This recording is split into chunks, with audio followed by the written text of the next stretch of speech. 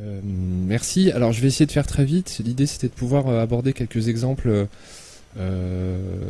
autour du livre numérique, en fait, en bibliothèque, pour vous montrer un peu d'autres choses qui se passent, qui sont non pas en concurrence avec des modèles comme PNB, mais d'autres choses qui peuvent exister.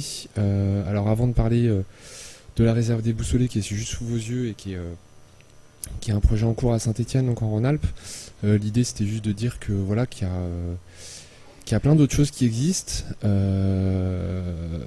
Alors mon propos va peut-être être un peu décousu, je m'en excuse par avance, parce que j'avais prévu de montrer pas mal de choses, mais du coup je vais essayer d'être très synthétique.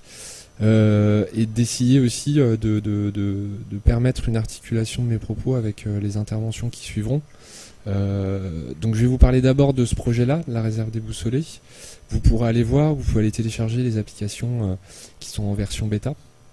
Donc ça c'est un projet qui est porté par Indelab, qui est une SIC basée à Saint-Étienne et qui du coup propose notamment pour les bibliothèques municipales qui sont dans la salle, parce qu'il y en a quelques-unes quand même, qui doivent connaître ce que c'est l'offre d'Indetouch, donc une offre de musique streaming équitable et alternative, qui propose d'autres projets comme justement la réserve des Boussolets, qui est apparue pendant la fête du livre de Saint-Étienne il y a quelques semaines, et qui donc est une application en fait qui permet à partir d'un repérage géolocalisé, de pouvoir avoir un certain nombre de contenus proposés en adéquation avec un événement ou voilà, d'autres choses. Donc comment ça marche globalement? En gros, vous êtes avec votre smartphone et vous pouvez vous géolocaliser. À ce moment-là, on va vous proposer des contenus et vous pourrez accéder à ces contenus que si vous êtes à tel ou tel endroit. Donc là, je pense que vous voyez déjà l'interconnexion qui peut se faire avec les bibliothèques, parce que c'est le but final de cette application aussi, notamment, mais aussi avec des libraires. Et donc, ce qu'ils avaient proposé pendant la fête du livre de Saint-Étienne, c'était de pouvoir retrouver sur les lieux du festival, de la foire du livre, un certain nombre de contenus en lien avec des livres, et donc par exemple de retrouver la présentation d'un ouvrage dont l'auteur était présent en dédicace et en rencontre, et de pouvoir proposer un certain nombre de contenus qui peuvent être une bande originale par exemple, donc un certain nombre de titres en relation avec de titres musicaux, en relation avec un ouvrage, avec un livre, et puis aussi des lectures, pourquoi pas, la lecture par des acteurs d'un résumé, enfin d'un résumé ou d'un passage d'un livre, et ensuite de pouvoir rebondir vers le lieu où était vendu en fait le livre sur la fête du livre, et ensuite pourquoi pas le proposer aussi, de dire je sais pas, ce titre est disponible en bibliothèque, en version numérique ou en version papier. Et puis aussi pourquoi pas, c'est un des objectifs aussi, en relation avec, on en a parlé hier, avec un portail comme chez mon libraire, qui propose du coup de localiser aussi l'ouvrage, de se dire tiens, tel titre, est-ce qu'il est disponible dans la librairie près de chez moi ou pas, et ainsi de suite. Donc voilà, ça c'était juste pour vous montrer cette initiative-là, qui du coup permet en fait de reconnecter, ou de connecter en tout cas, une offre qui est plutôt une offre sous droit de livres proposés à la fois par des libraires, des bibliothèques, etc., tout en ayant une relation avec d'autres contenus qui ne sont pas que du livre, qui peuvent être justement de la musique créée par des artistes locaux ou pas locaux, par des labels locaux ou pas locaux, par des plateformes locales ou pas locales. Voilà en gros. Et puis la deuxième chose que je voulais évoquer aussi, puisque là du coup on va sortir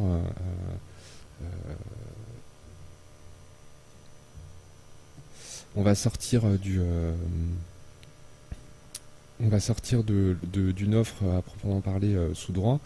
Je vais vous dire aussi qu'il y a des choses qui existent, mais vous le savez sûrement déjà. Il y a des choses qui existent aussi du côté de tout ce qui va être domaine public, puisque vous avez la possibilité aussi en bibliothèque, moyennant un petit dispositif qui est relativement simple à mettre en place, de proposer des contenus de façon aussi locale, c'est-à-dire de rematérialiser, l'expression n'est pas très heureuse, mais de rematérialiser des contenus via un système qui s'appelle donc la Bibliobox, qui est un petit dispositif qui est grand comme un paquet de cigarettes à peu près, donc très petit, qui permet de créer un réseau local, un réseau Wi-Fi local, donc qui est pas connecté aux internets, et du coup qui permet de proposer un certain nombre de contenus, dont des livres ou d'autres choses, librement. C'est-à-dire que du coup il suffit de voir le dispositif avec une tablette, un ordinateur ou un smartphone, de voir qu'il y a un nouveau réseau Wi-Fi, de se connecter et tout de suite une page s'ouvre et vous propose d'aller télécharger tel ou tel livre du domaine public, ou pourquoi pas aussi de la musique ou d'autres choses qui sont mis du coup sous licence libre. Donc c'est très particulier, ça concerne évidemment pas, c'est des offres quand même très singulières, mais du coup vous avez aussi cette possibilité là, en sachant que ce sont des titres aussi qu'on peut réintégrer et qui sont déjà intégrés dans des modèles comme PNB par exemple, mais qui permet, voilà, via un dispositif physique, ce qu'on peut rendre du coup, donner une visibilité en disant, voilà, vous pouvez accéder à ces contenus-là, mais en venant près de cette petite box pour pouvoir les télécharger, les lire, les partager, etc. En sachant que vous pouvez même proposer ce dispositif de façon nomade, c'est-à-dire pourquoi pas aussi sur un événement, là on aurait pu le faire là par exemple pendant la Biennale, proposer le dispositif qui soit là dans la salle, et du coup vous voyez un nouveau réseau et vous pouvez télécharger un certain nombre de contenus et puis déplacer le dispositif juste à côté là pendant qu'on mange, pendant qu'on ira manger tout à l'heure, et pareil retrouver ce Wi-Fi là et regarder ce qu'il y a dessus et échanger, et pourquoi pas aussi déposer des contenus. Voilà. Donc l'idée c'était juste de montrer ces deux dispositifs là qui sont complémentaires, qui s'articulent avec des offres plus générales, on va dire, plus globales, mais qui peuvent être complémentaires, et trouver aussi d'autres liens avec aussi des acteurs qui vendent des produits culturels physiquement, puisque du coup, y compris avec la Bibliobox, ça peut être juste non pas le point d'accès et le point de consultation, mais un moyen en fait de découvrir des ressources qui sont par ailleurs proposées physiquement dans une bibliothèque. Voilà, je m'arrête là, comme ça je laisse du temps pour les autres. Et ça nous fait une subtile transition avec les intervenants suivants, donc il va être question de bibliothèque.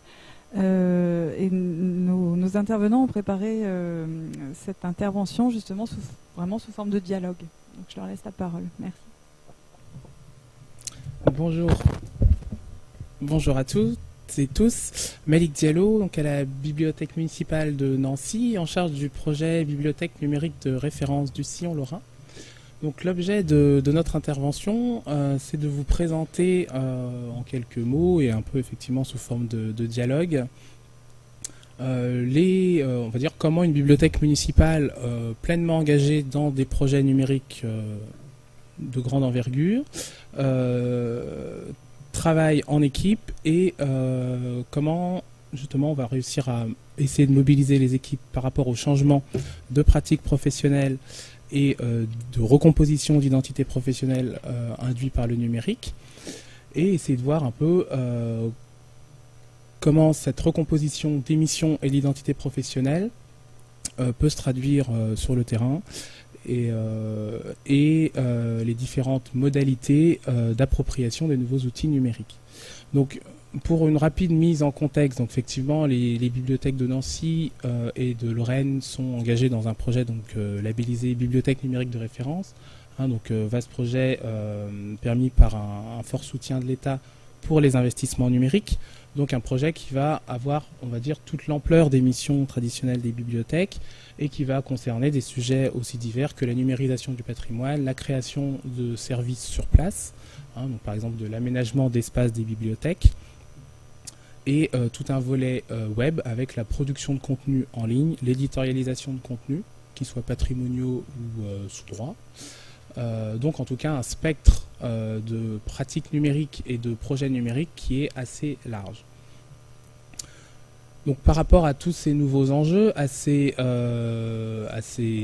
arrivées de nouvelles problématiques liées au numérique, comment se positionner et comment l'organisation bibliothèque va réagir. C'est-à-dire comment on va essayer de rentrer dans une logique d'appropriation de ces nouveaux enjeux, et donc essayer de créer une dynamique d'organisation apprenante.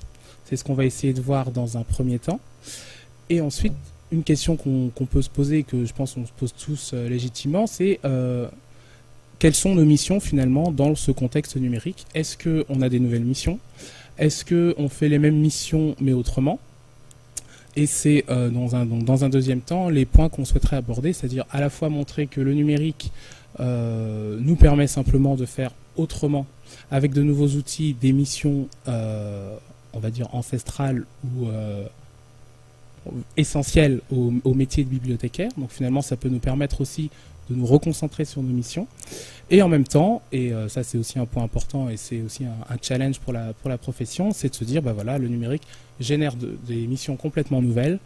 Et la question c'est justement comment y répondre. Alors, je passe la parole à ma collègue Claire Aquet pour introduire un peu cette première partie, ces premiers développements qu'on voulait faire avec vous sur la thématique de l'organisation apprenante, c'est-à-dire comment toutes les équipes, tous les collègues vont pouvoir s'approprier ces nouveaux enjeux numériques. Alors cette organisation, il nous a semblé en fait que ce concept d'organisation apprenante était intéressant dans notre environnement, notamment parce que les bibliothécaires, et là je vais parler des bibliothécaires en général, c'est-à-dire pas forcément ceux qui sont formés ici et qui sont dans cette école et qui sont en général des cadres, pas non plus les bibliothécaires qui sont dans la salle, qui sont à la Biennale du numérique, c'est-à-dire qui sont très fortement connectés. On voit que le fil Twitter Biennum avance énormément. Mais le bibliothécaire en général, celui qui fait le quotidien des bibliothèques, dans les catégories intermédiaires de la fonction publique, ces bibliothécaires sont loin d'être tous connectés, voire, et on peut le lire, en tout cas, si on ne le voit pas en direct, on peut le lire aussi sur certains réseaux sociaux, certains demeurent encore méfiants vis-à-vis du livre numérique, vis-à-vis des réseaux sociaux, vis-à-vis de l'utilisation de technologies numériques. De même, nous constatons que, hormis dans des formations spécialisées ou des formations d'encadrement, les maquettes de formation pour les étudiants ou stagiaires en métier du livre, par exemple dans les UT, demeurent assez traditionnelles et ne donnent pas en fait au numérique toute la place qu'il devrait occuper aujourd'hui. On se trouve encore chaque jour, peut-être l'avez-vous remarqué, avec des sollicitations de stagiaires ou d'étudiants qui vous expliquent que moi je suis venu en bibliothèque parce que j'aime pas les ordinateurs. C'est quand même extrêmement courant, voire encore trop courant. Donc nous en avons aussi dans nos équipes, bien sûr, des gens qui sont méfiants par rapport au numérique, qui n'ont pas envie. Et c'est pourquoi, donc, pour nous, pour le projet en tout cas des bibliothèques numériques de référence du Sillon Lorrain et particulièrement à Nancy, la toute première étape a été l'étape de formation et une étape d'acculturation.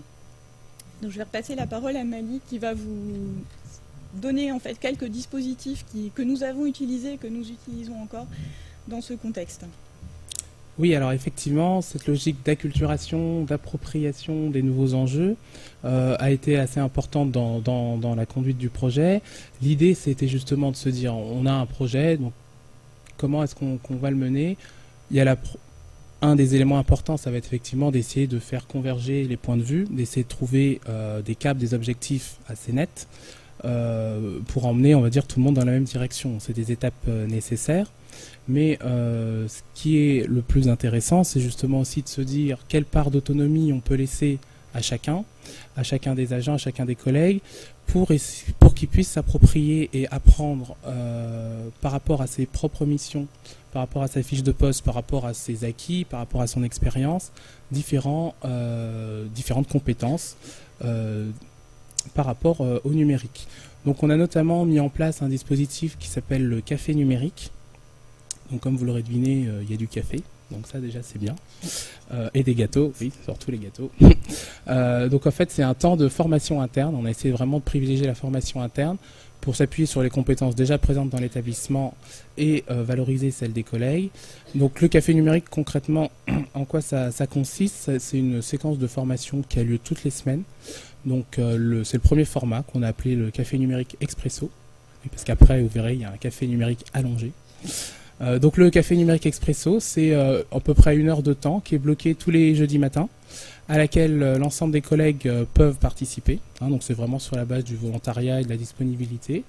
Et donc c'est animé par la responsable la coordinatrice des services numériques à la bibliothèque, qui va en fait partager de la veille. C'est un temps de partage de veille stratégique aussi, et qui va pouvoir montrer des outils, des dispositifs innovants vus à droite à gauche, que ce soit en bibliothèque, hors bibliothèque. Et c'est surtout, on va dire, un temps aussi d'échange avec les collègues pour que chacun puisse poser ses questions, qu'elles soient très pratiques, du style comment est-ce qu'on branche le vidéoprojecteur, ou qu'elles soient plus de la réflexion professionnelle sur voilà, est-ce que c'est notre rôle d'offrir des livres numériques, des contenus en ligne, est-ce qu'on doit s'approprier Zotero pour faire une bibliographie avec tel ou tel public. Voilà, l'idée c'est en fait d'avoir quelque chose d'assez informel, pour que ce soit un temps d'échange et d'acculturation aux nouvelles technologies et aux enjeux numériques pour les bibliothèques. Donc ça c'est le format le plus souple et qui s'est petit à petit étoffé avec, et aussi face à la demande des collègues qui demandaient beaucoup de temps de formation. Donc avec une formule allongée où là c'est vraiment de la formation interne, on va dire plus organisée, en format de 2 heures, donc sur des formations là on va dire plus calibrées, type formation Excel, formation sur les objets connectés, enfin voilà, avec des thématiques on va dire prédéfinies en amont. Et troisième format de ce café numérique, donc c'est un système de cycle, si vous voulez, donc ça revient très régulièrement. En fait, l'idée c'est de créer aussi un bruit de fond permanent sur tout ça et que chacun dans l'organisation puisse se dire il y a toujours ce temps-là qui est disponible pour se former. Donc troisième temps, c'est aussi un temps sur les jeux vidéo, puisque dans les nouveaux services qu'on propose, il y a la création de services jeux vidéo. Donc voilà, où là aussi on va pouvoir aborder des choses très pratico-pratiques, c'est-à-dire comment est-ce qu'on fait marcher les consoles, comment est-ce qu'on va conduire une animation. Et en plus, ça permet aussi d'offrir des temps de respiration dans les périodes de projet où il y a énormément de choses à faire en même temps, sur des formats souvent quand même assez conviviaux autour des jeux vidéo. Donc voilà, en tout cas, l'expérience de ce dispositif, nous on est assez contents, je pense que les collègues sont assez satisfaits de ce dispositif-là, puisque c'est assez souple et ça permet, on va dire, à chacun de pouvoir s'approprier des éléments numériques et de dédramatiser aussi pas mal de choses en offrant un temps de formation. Et ça permet aussi à chacun de devenir acteur de ces nouvelles missions et voilà, de faire naître aussi au contact des autres des idées qu'on va pouvoir se réapproprier pour inventer autrement sa pratique professionnelle. Et donc comme je l'ai dit, c'est aussi un temps de veille stratégique. Pour l'instant, c'est un des seuls endroits, on va dire, formalisés, puisqu'il y a d'autres endroits, mais c'est pas forcément structuré, où on partage de la veille entre collègues et partage, on va dire, lors des séances, lors des séances de café numérique, mais aussi sous forme d'un blog, donc un petit blog WordPress qui s'appelle Café Numérique, et sur lesquels les collègues partagent de la veille professionnelle, ce qui permet en fait de faire des espèces de comptes rendus de toutes les séances de formation qui ont eu lieu. Voilà un peu pour ce dispositif de formation interne. Alors, toujours Guillaume pour la BM de Grenoble, je m'excuse. Moi, je rêverais d'avoir un tel dispositif dans notre réseau qui est peut-être plus complexe, enfin plus étendu que celui de Nancy, puisque c'est 14 bibliothèques, 150 personnes, et c'est extrêmement décentralisé. Et effectivement, moi je suis tout à fait d'accord avec l'aspect formation, l'aspect acculturation. On est dans le même cadre de BNR à Grenoble. La formation, on l'a proposée dans ce contexte très décentralisé sous forme de sessions plénières ou de formations beaucoup plus pointues sur des thématiques très précises. Je pense qu'on a un certain effet sur quelques personnes, mais du coup l'acculturation est beaucoup plus lente. Alors je sais, on pourra peut-être parler de ça, mais du temps d'appropriation.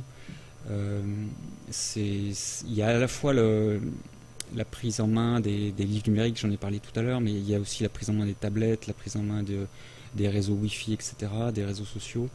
Tout ça, ça demande en fait à des bibliothécaires, toutes catégories aussi, qui sont accaparés par tout un tas d'activités, qui ont en tête la préparation de l'animation, la gestion du périscolaire et de leurs acquisitions en fin d'année, etc. Enfin, vous connaissez tout ça. Rajouter du numérique, c'est vraiment rajouter quelque chose pour l'instant. Je pense que le dispositif que vous avez pris à Nancy est plus efficace que des formations telles qu'on a pu nous les faire. Mais c'est juste un retour là-dessus. Je vais reprendre la parole pour indiquer que nous avons plus d'un tour dans notre sac et que le café numérique et la formation en fait n'est pas le seul dispositif mis en place. Nous sommes lancés avec la BNR, et je pense que c'est aussi le cas à Grenoble, dans un projet d'établissement qui est très fortement ancré dans le numérique. Donc nous sommes une organisation qui s'est fortement axée dans le numérique. Cela comportait des risques importants en matière de gestion d'équipe que nous avons identifiés dès le début. Notamment donc laisser sur le carreau un certain nombre de personnels qui se diraient non intéressés, non concernés ou non compétents. Le risque aussi important, là je dirais plutôt de la part des encadrants, de survaloriser ceux qui montrent ces compétences numériques. Dans d'autres organisations, ça aurait été peut-être de réserver le numérique à un petit groupe, au petit groupe des geeks de la bibliothèque, mélanger plus ou moins avec le dépannage informatique, ce qui se produit encore un peu trop souvent. Donc voilà, l'animateur multimédia qui aime les jeux vidéo, celui qui lit des mangas sur sa tablette, et puis ceux qui aiment les ordinateurs.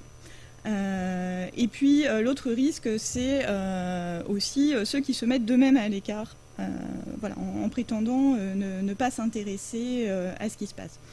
Donc nous sommes partis du principe que l'équipe numérique qui a été constituée autour de Malik n'était pas l'équipe qui allait mettre en œuvre les projets numériques, mais qu'elle avait essentiellement un rôle incitatif dans toutes les équipes.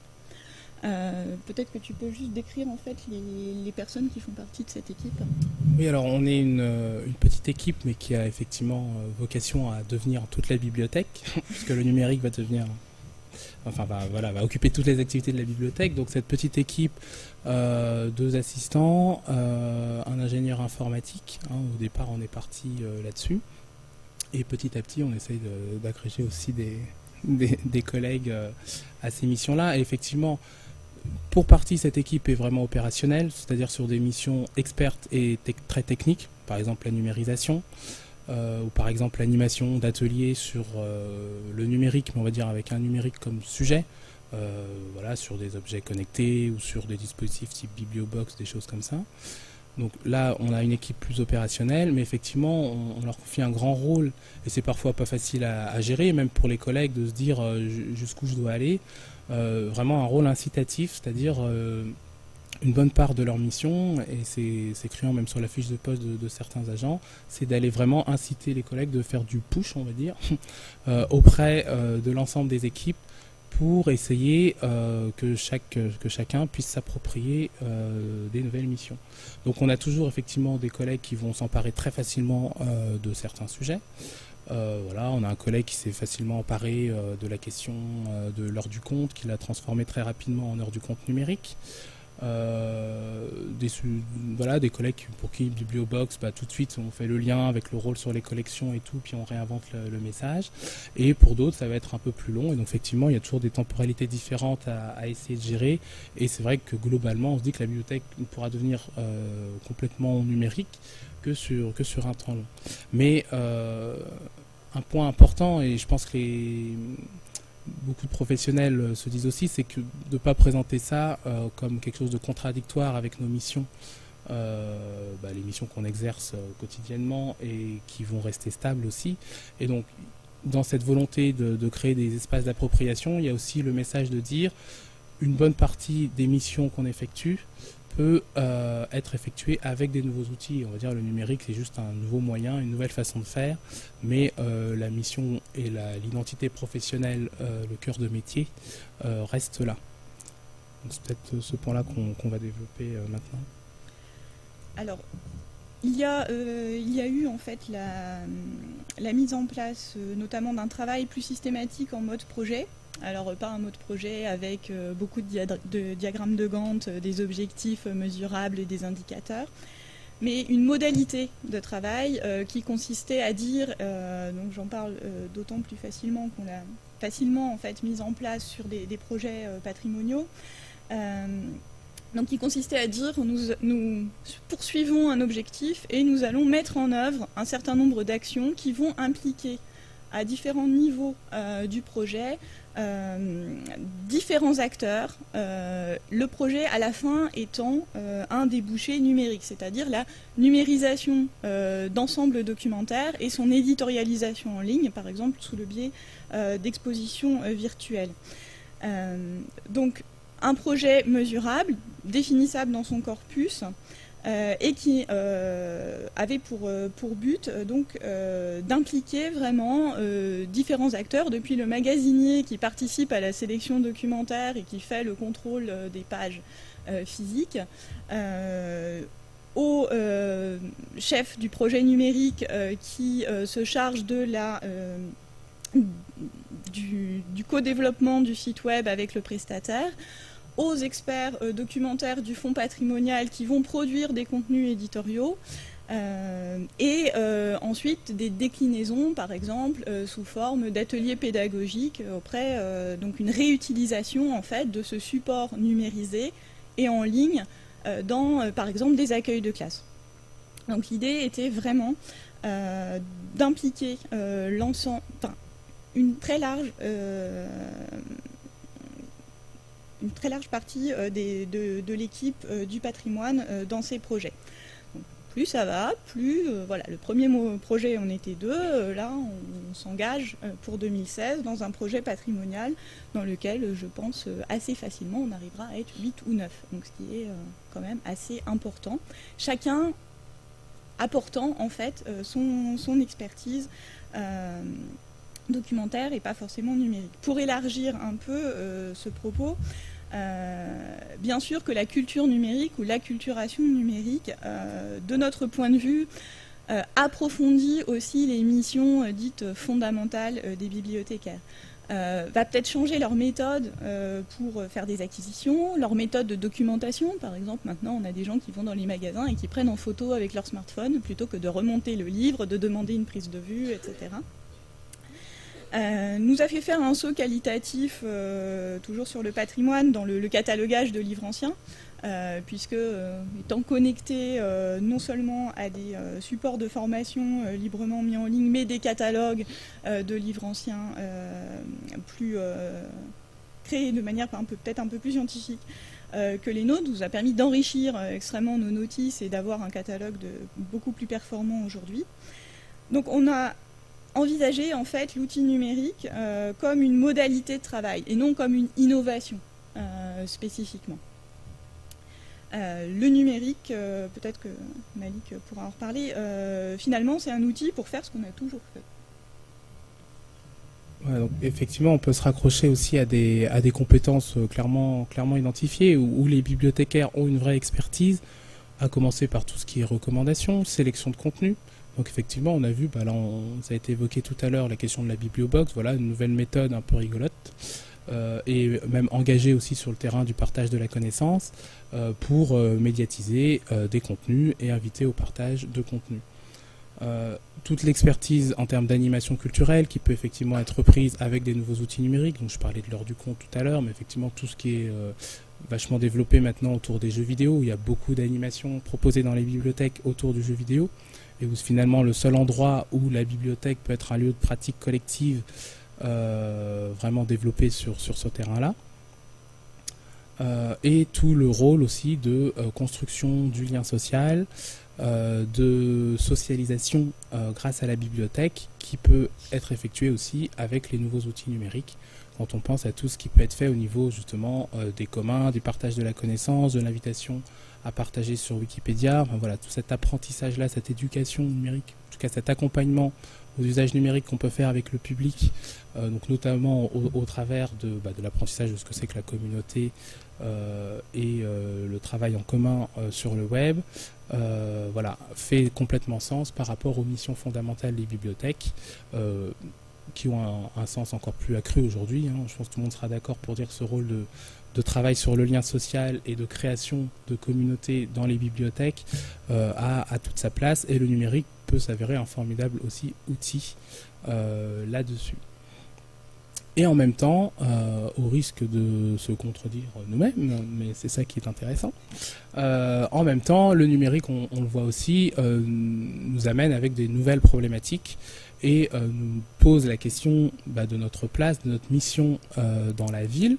Alors, quelle question? Déjà la question effectivement de la place par rapport à d'autres acteurs. Si on pense par exemple à la question du tiers-lieu, on est tous tiers-lieu, troisième lieu depuis longtemps, les professionnels ont tous approprié cette notion, et en même temps dans la ville on a des Fab Labs, on a des espaces coworking, des pépinières, tout ça, des tas de gens qui s'appellent aussi tiers-lieu, d'ailleurs pas troisième lieu, et qui n'ont pas du tout forcément en ligne de mire la bibliothèque.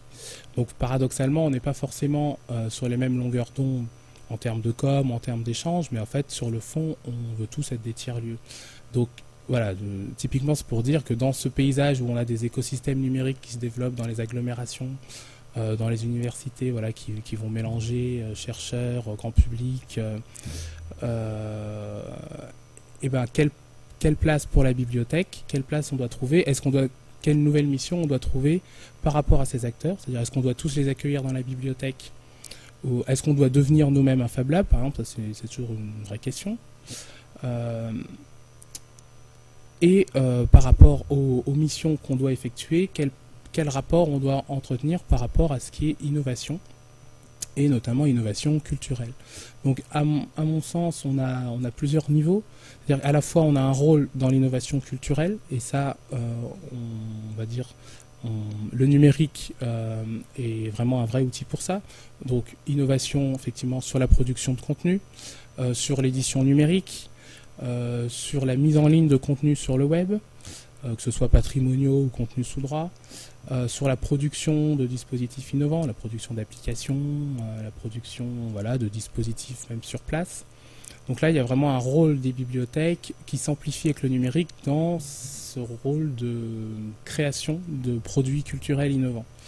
Et en même temps, on a aussi, je pense, un rôle à développer sur la médiation de cette innovation culturelle. C'est-à-dire, comme je viens de le dire, on est beaucoup d'acteurs sur les territoires à produire de l'innovation. Et est-ce que la médiathèque, ça ne doit pas être cette espèce de métastructure qui accueille les acteurs innovants et qui les médiatise auprès du grand public, et donc qui peut du coup faire une espèce d'interface entre, je sais pas, les startups innovantes, les labos de recherche qui ont un sujet de recherche bien précis et qui vont créer de l'innovation, et le grand public. Et donc je pense que la bibliothèque aussi, et là c'est assez nouveau à mon sens, peut aussi se positionner comme une espèce de terrain d'expérimentation, une espèce moi je vais appeler ça un peu le Fab Living Lab culturel, où le grand public va pouvoir expérimenter des choses, développer sur les territoires ou par des acteurs partenaires. Et voilà, et la médiathèque peut être cette espèce de syncrétisme de l'innovation. Et voilà, et pour moi ça c'est vraiment finalement une nouvelle mission, puisque ça contribue à la mission d'accompagnement aux usages numériques, d'éducation numérique qui est plus balisée, on va dire. Et en même temps, ce terrain d'expérimentation, voilà, c'est quelque chose d'assez nouveau en termes de pratiques professionnelles. À la fois, on expérimente nous-mêmes des dispositifs, et en même temps, on doit s'entraîner à les expérimenter avec le public. Et comme je disais, un point important, c'est aussi toute cette partie socialisation, développement du lien social, grâce aux outils numériques. Alors, je ne sais pas, Guillaume, si vous avez des choses un peu comme ça dans vos projets Grenoble. Pour l'instant, le choix qui a été fait à Grenoble, c'est de passer par les usagers, à savoir de mettre en place des formations ouvertes, d'abord pour présenter tout ce qui est fait en termes de bibliothèque numérique, mais aussi on se rend compte que lorsqu'on invite les usagers avec leur propre matériel, on prend assez vite la place des défunts EPN, donc les espaces publics numériques presque disparus, on se retrouve à répondre à des questions qui sont plus des questions informatiques, comme ça a pu être par le passé, mais qui sont vraiment des questions d'usage numérique culturel. Une des questions classiques étant comment je télécharge un podcast sur mon téléphone, et qui revient quasiment à chaque fois qu'on fait un atelier numérique avec du public, et qui dépasse complètement les missions de la bibliothèque. Simplement, c'est le lieu où on espère trouver la réponse. C'est pour ça que les usagers arrivent avec leur matériel, mais souvent leurs questions d'usage numérique.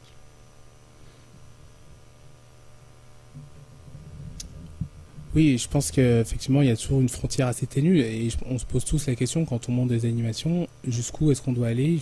Alors, par exemple, sur la question effectivement de la réparation informatique, je sais qu'il y a des médiathèques qui le font complètement, c'est-à-dire on vient réparer son iPhone à la médiathèque et en même temps on peut se poser la question, est-ce que c'est notre rôle d'aller jusque-là dans cet accompagnement purement technique à la bibliothèque? Alors pour rebondir sur ce qu'on disait aussi tout à l'heure, sur tout ce qui est mode projet dans l'organisation, effectivement, c'est un vrai moteur pour la conduite du changement, comme on dit un peu facilement. Voilà, c'est un vrai outil aussi pour accompagner. Mais en même temps, il y a certains risques et écueils qu'il faut qu'on essaye d'éviter. C'est que sur le mode projet, on peut avoir tendance effectivement à vouloir aller tout droit et, comme l'a dit Claire, à laisser des collègues sur le carreau. Et c'est ce qu'on a essayé d'équilibrer en essayant de créer ces plateformes de discussion comme le café numérique ou ces temps de formation interne, c'est quand même de laisser de la place à l'autonomie de chacun. Puisque quand on part avec un mode projet, avec simplement des objectifs formalisés, des résultats attendus, on est sur quelque chose finalement d'assez figé et d'assez cloisonnant, enfin je sais pas comment dire, d'assez... c'est un peu un carcan qu'il faut suivre et auquel il faut se plier. Et l'idée c'est aussi de pouvoir profiter de ces projets-là pour que ça puisse permettre aux collègues aussi d'aller trouver de nouvelles missions et de trouver aussi leur espace à eux dans le projet et non pas simplement de suivre une direction imposée.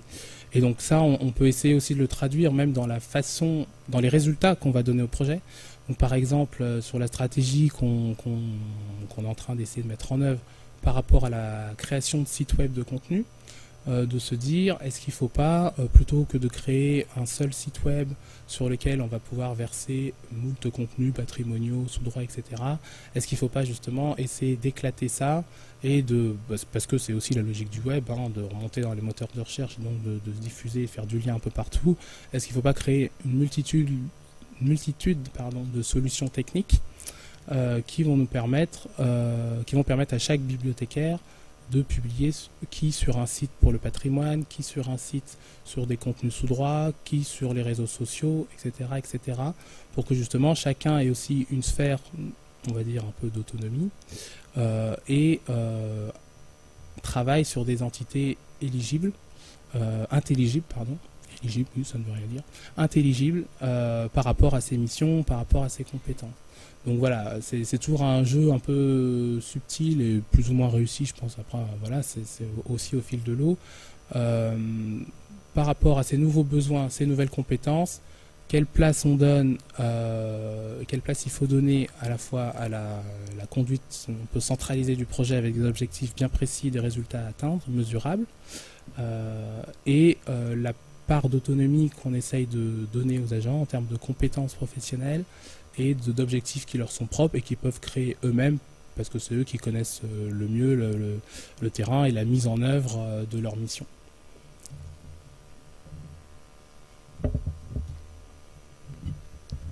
Alors, sur la question des compétences et de l'autonomie, on a eu le cas très concret de l'arrivée des tablettes dans les bibliothèques, que vous connaissez sans doute aussi dans vos établissements.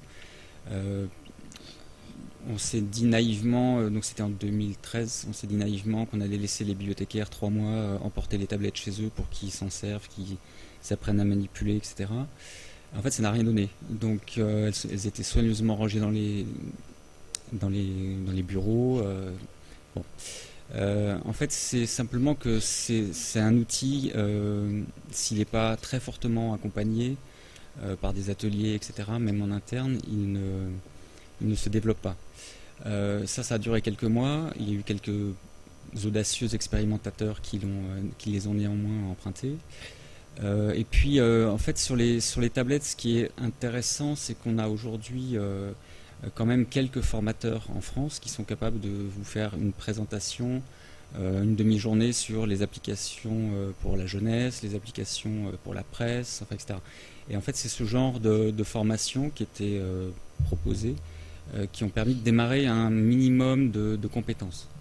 Le souci, quand même, c'est que c'est un domaine, on l'a peut-être pas assez dit, mais où il y a assez peu de formateurs, assez peu de formation dans les offres des organismes de formation. Donc, assez vite, on va plafonner. C'est-à-dire qu'on va pouvoir faire une formation sur les applications jeunesse, par exemple, ou sur la presse en ligne, mais ça n'ira pas plus loin. Donc la question qui va se poser, surtout dans le contexte dont je parlais, où vous avez donc des équipes qui sont morcelées, ça va être comment entretenir la formation, comment mettre à jour, enfin faire de la veille avec des équipes qui ne sont pas forcément toutes réunies régulièrement.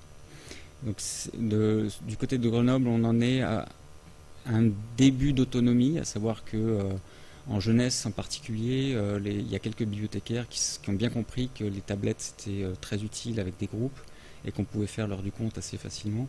Donc là, on a voilà, des équipes qui s'emparent de l'eau de tablette pour monter des animations. Mais ça, c'est par exemple quelque chose qui est beaucoup plus difficile à reproduire dans des animations pour les adultes. On va pouvoir éventuellement sélectionner des applications qui sont en lien avec la conférence qu'on organise, mais on va simplement proposer quelque chose. Ce ne sera pas un véritable travail de médiation numérique comme ça peut être fait avec les enfants en groupe, par exemple.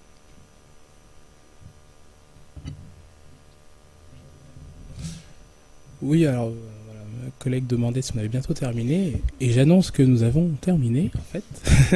Donc voilà, je ne sais pas si vous avez des questions un peu sur tout ce qu'on a pu raconter, ou voilà, ou d'autres questions.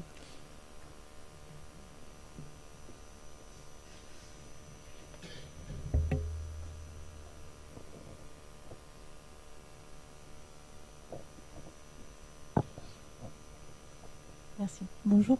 Je voulais savoir si dans votre organisation apprenante, là, vous aviez été pomper un peu des idées du côté des méthodes agiles, de Scrum, des choses comme ça, pour des dispositifs de suivi de projet plus agiles, plus souples ou pas. Bah, disons qu'on essaye d'être souple. Après, on n'a pas développé spécialement une stratégie avec voilà, en disant on va faire une méthode agile ou voilà, en formalisant, on va dire, ce process là. Nous on l'a surtout pris sous l'angle, si vous voulez, voilà, de l'appropriation par chaque individu, par chaque agent, par chaque collègue des outils, des nouvelles technologies et de nouvelles compétences à acquérir. Ça s'est surtout fait en fait sous cet angle-là, quoi. Si vous voulez, au niveau du timing du projet, on n'a pas spécialement. Mais après, dans les faits, enfin maintenant on fait tous un peu comme ça. Je pense sur ces méthodes-là, quand on voit, même quand on travaille avec les prestataires, tout ça, c'est des méthodes par petits blocs et on essaye d'avancer par étapes. Et c'est vrai que c'est ces étapes-là aussi qui sont importantes auprès de tout le monde, puisqu'elles sont elles sont réalisables et ça permet aussi de créer des rythmes et aussi des temps de satisfaction ou de déception, si on a réussi ou pas telle ou telle étape, quoi. Peut-être pour compléter, pour ceux qui ne savent pas ce que c'est que la méthode agile et notamment l'application avec Scrum, etc., l'idée c'est de travailler par itération assez courte. C'est-à-dire par exemple, si le modèle qu'on peut dire, c'est si on fabrique une voiture par exemple, plutôt que de fabriquer une voiture complète avec la carrosserie finie et la couleur, etc., on va peut-être d'abord juste mettre un moteur, 4 roues, un volant, et puis une fois que ça marche, on va se dire peut-être on va rajouter un fauteuil, histoire que ce soit confortable, et puis si ça marche, on va mettre une carrosserie, comme ça on pourra rouler aussi quand il pleut, et puis si ça marche, on pourra mettre aussi l'option fauteuil en cuir. Et juste pour dire que notamment ça peut se faire aussi hors des bibliothèques, c'est-à-dire que par exemple l'ANSSIB avait organisé il y a un peu plus d'1 an un hackathon, donc qui est justement une formule qui permet de prototyper très vite un projet, avec une idée peut-être un peu folle, mais de se dire voilà, on prend 2 jours, on fait que ça. Et du coup on avait travaillé là-dessus avec des étudiants, des bibliothécaires, des designers, à l'ENSIB, donc c'était en septembre 2014. Et du coup, ça permet aussi, en sortant à un moment de la bibliothèque et du cadre aussi des collègues, etc., de pouvoir imaginer d'autres fonctionnements, d'autres organisations et de partir là-dessus. Il y a eu pas mal aussi de choses autour de Bibliomix, notamment au Champ Libre à Rennes, où justement, pareil, pendant un jour ou deux, voilà, les professionnels se réunissent et ça permet aussi de croiser d'autres fonctions et d'autres métiers auxquels on n'est pas toujours habitué, avec lesquels on ne travaille pas toujours directement, et notamment du côté soit du développement informatique et web, mais aussi du côté de designer ou des choses comme ça qui permet d'avoir un autre regard sur nos pratiques et sur la façon dont on peut penser un projet et le mettre en application, quoi. Après, le problème, c'est de dépasser ça et de réussir vraiment à mettre en application un projet qui a été un peu follement imaginé pendant 2 jours, et de trouver un vrai cadre après dans le mastodonte de la bibliothèque, et parfois des rouages aussi qui sont parfois complexes à mettre en œuvre. Oui, alors ma question fait le lien justement. Elle s'adresse plus particulièrement à Malik et à Claire. Vous nous avez bien dit ce que faisait l'équipe numérique et comment elle travaillait. J'aimerais savoir comment vous avez travaillé avec votre propre hiérarchie. Donc justement dans ce cadre, dans le mastodonte que doit être la BM de Nancy. Quel est votre mandat? Comment vous rendez compte de ce que vous faites, des évolutions du projet? Alors, je suis en train de réfléchir en même temps. Donc sur on va dire la méthode d'organisation, je ne sais pas si votre question c'est plus par rapport à la hiérarchie, enfin on va dire dans l'équipe de direction de la bibliothèque, ou vraiment par rapport à la collectivité, un peu les deux. L'équipe de direction. En fait, on fonctionne, on est 6 conservateurs à Nancy, donc on a une équipe de direction dite restreinte qui se réunit assez souvent. Et en fait, on est assez libre sur cette question-là. Donc, la constitution de cette équipe numérique, elle a été constituée, c'est même pas moi à proprement parler qui l'ai constituée. Quand mon poste a été constitué, la directrice Juliette Lenoir avait proposé cette organisation-là. Et après, ensemble, ça s'est fait ensemble, vraiment en bonne entente. On s'est dit que c'était intéressant de l'orienter sur cette mission, à la fois pour partie opérationnelle, comme je disais, sur l'expertise, et en même temps de création de flux et d'impulsion pour essayer de créer ce bruit de fond et cette énergie au niveau du projet. Après, effectivement, là, on est en train justement de se poser la question de l'évaluation de tout ça.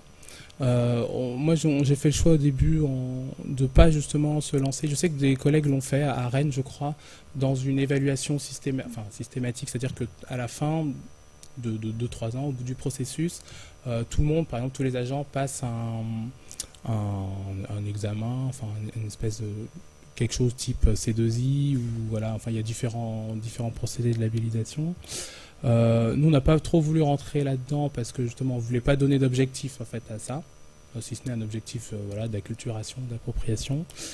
Mais on est en train d'essayer de réfléchir justement comment évaluer ça et comment le valoriser aussi auprès de la tutelle et auprès de la hiérarchie. Alors on le valorise quand même parce que tout ça est présenté dans les rapports d'activité de la bibliothèque, dans les rapports d'activité notamment concernant la formation, c'est-à-dire qu'on ne fait pas ça en douce, quoi. Le café numérique, c'est inclus dans le processus de formation, dans le plan de formation à la collectivité. Et après, il y a la question de l'évaluation, on va dire, plus concrète. Et là, c'est les collègues qui animent le café numérique ou les formations internes aussi qui des fois se disent, mais alors, est-ce qu'on a réussi à faire monter les collègues en compétences?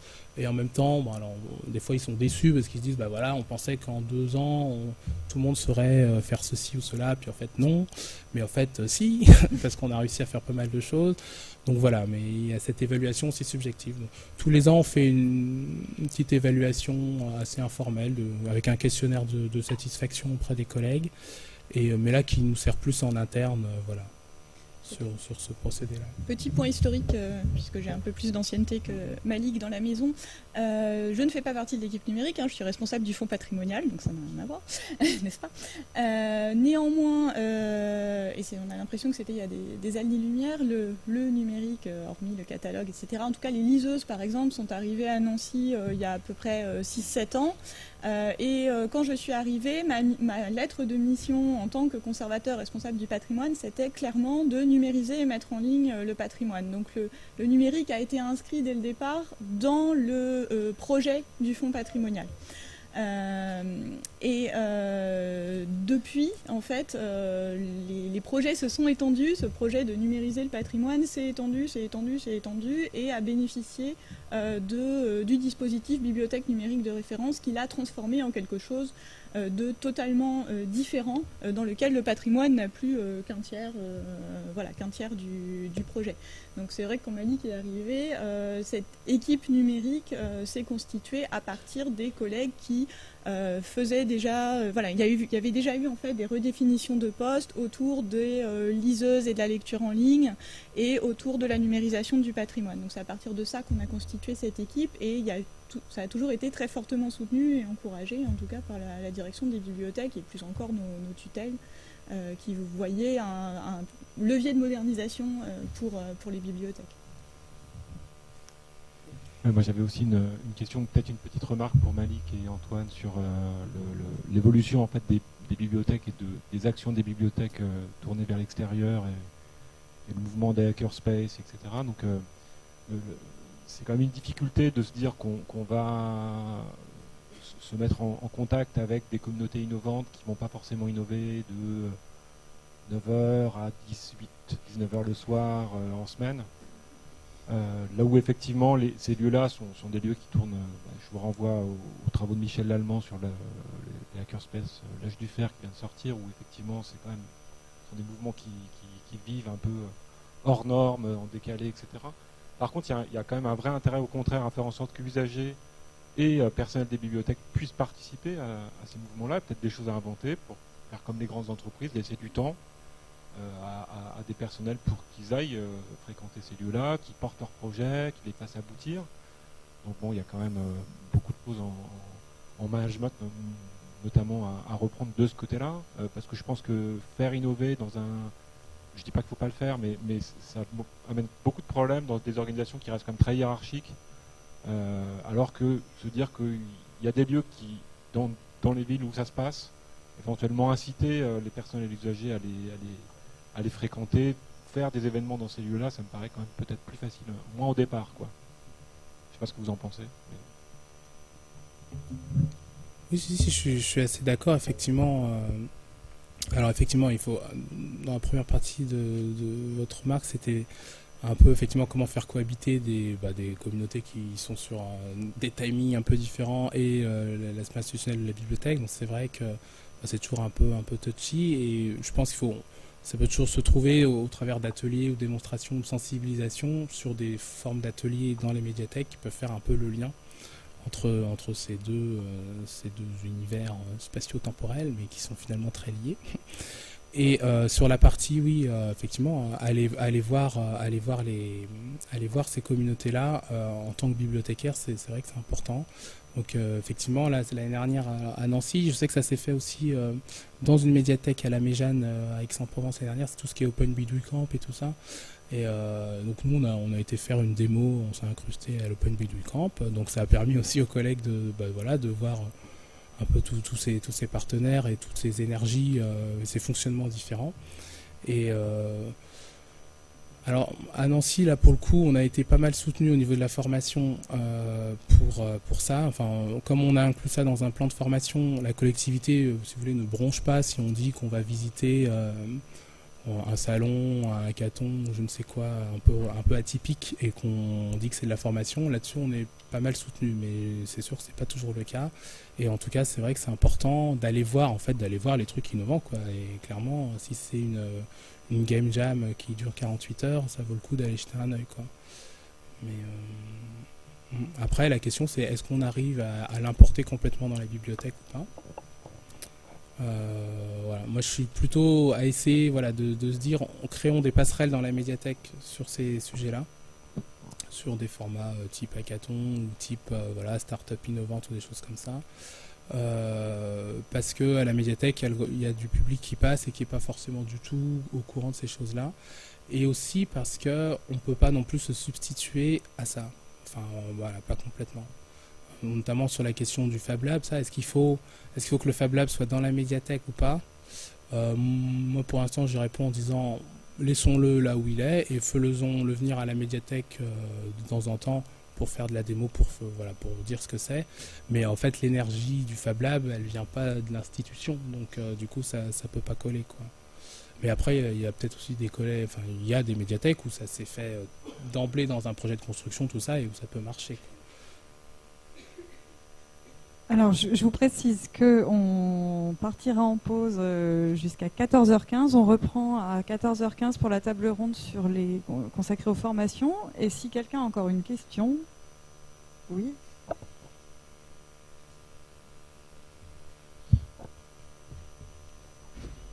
Question très rapide sur le dispositif BNR. Dans la construction de votre projet, est-ce que vous avez eu des retours, un échange avec le ministère, ou est-ce que vous avez proposer votre projet ficelé et ça a été validé ou non ensuite? Alors à Nancy, le processus a été assez long en fait depuis la naissance du projet BNR. Voilà, il y a eu la BNR avant la BNR, me souffle Claire. Effectivement, il y a eu une première AMO qui a été effectuée, il y a eu des premiers groupes de travail, ça qui ont été effectués à l'échelle régionale, et le projet sur lequel on est actuellement, en fait, a été validé en 2013. Donc effectivement, ça s'est fait avec des échanges avec le ministère qui organise en plus tous les ans, je ne sais pas si elle est encore là, la collègue du ministère, qui organise tous les ans des journées aussi sur les BNR, voilà, qui nous a permis d'avoir des informations. Donc ça s'est fait, oui, avec des échanges, et après, concrètement, oui, c'est un dossier qu'on dépose, qui est instruit et voilà, qui permet l'obtention ou pas du label. Non, peut-être je voulais juste insister sur le fait qu'effectivement l'année dernière c'était à Nancy, à Épinal, autant pour moi, et que cette année ce sera en 2016 ce sera en Rhône-Alpes, et que du coup c'est extrêmement important justement d'avoir des temps d'échange autour avec les BNR et des temps de restitution aussi pour voilà, montrer aussi où vous en êtes. Des temps de partage, etc. Juste pour dire aussi que nous, à la RAL en Rhône-Alpes, on est en train de mettre en place un dispositif qui nous permettra justement de mettre à disposition tous les outils que les professionnels ont utilisés, etc. Comme d'autres associations le font déjà. Hein. L'idée, c'est pas de concurrencer Réseau Carrel ou d'autres, mais de trouver un moyen justement pour un peu centraliser des bonnes pratiques, etc. Ou justement les mauvaises expériences qui se sont passées, parce que c'est aussi extrêmement important. Et petit moment pub, le 10 décembre, nous on organise du coup à la RAL un événement qui s'appelle BiblioPitch, qui est justement l'idée que les bibliothécaires puissent venir présenter des projets, comme vous l'avez fait là, en termes d'organisation aussi, de comment ça se passe avec la hiérarchie et tout ça, et pas forcément que des projets qui ont marché. Du coup, dans l'idée aussi de montrer voilà, les échecs ou les erreurs, pour que les autres éventuellement ne les reproduisent pas.